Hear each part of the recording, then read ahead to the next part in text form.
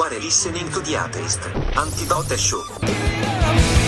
Now for a needle of truth, a haystack of lies, another segment of the think tank.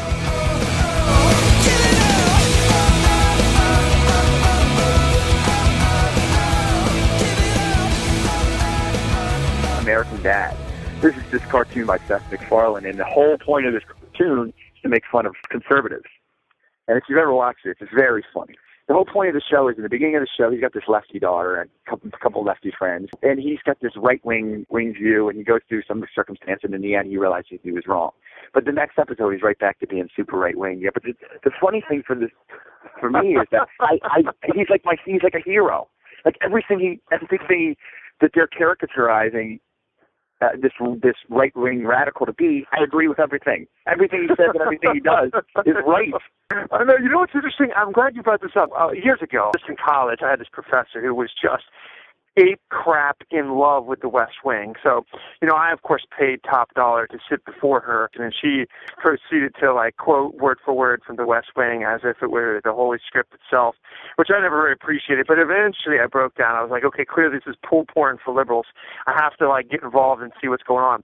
So I started watching the show. It's the person that's doing the newsroom right now. He's a writer, and he is a great writer. I mean, it drives me nuts how good he is. But anyway, season after season after season, left-wing, delusion, just there's nobody even reining it in. It's just so beyond. And that's the thing I heard about the newsroom, and I don't know much about the show other than it's set 4 or 5 years ago, maybe even a little longer ago than that. And basically what they're doing is they're taking things that happened then, and they are caricaturizing the person on the right, and they're responding now with all the information that they have, looking at hindsight, as though it's happening right now. And they're quick-witted and fast, and they assassinate the opposition. But the funny thing is, people are delusional enough to think that they actually, in that moment, at that time, said this and shut these people down. It's like rewriting history.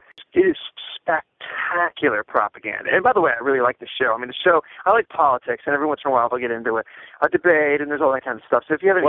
I'll tell you, have you ever watched The American President? This is how much more politically actually, I think it might be the same writer. Because I think that they use a lot of the same people, and I think that's where they got the idea for the show, because they use a lot of the same actors, and then I know that some of the president wasn't played by the same person because that was Michael Douglas. But anyway, so when I was a kid, younger, when that movie came out, I watched the movie, and I enjoyed the movie, and I liked the movie. Too. I like Michael Douglas, and I watched that movie on Netflix about 6 months ago. And remembering it for what I felt about it when it came out. And I said, this is the biggest load of political dookie I have ever seen. But how did I not know that 10, 15 years ago when it came out? I watched the movie Dave with my wife. Yeah, that's the one with the... It was the same thing I remember really liking. Klein. He was young Klein, good-looking Klein. And it was a good movie. I mean, it was a cool story. It was the whole thing with the body double and all that stuff. But, all this propaganda in it, of course, now I'm savvy enough to know. And who knows how that affected us for a great number of years. Who knows? That's exactly right.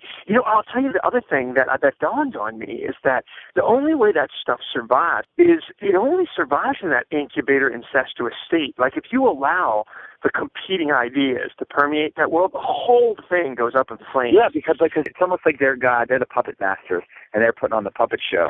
So they can control the boogeyman, and they can control the hero. If the boogeyman actually was allowed to speak for himself rather than just parroting crazy lines that you put in his mouth. I love the debates in the West Wing. It's like the conservative says exactly the perfect thing for the left-wing guy to say this the witty, quippy, kind of awesome thing that it makes everybody think, wow, he really got him.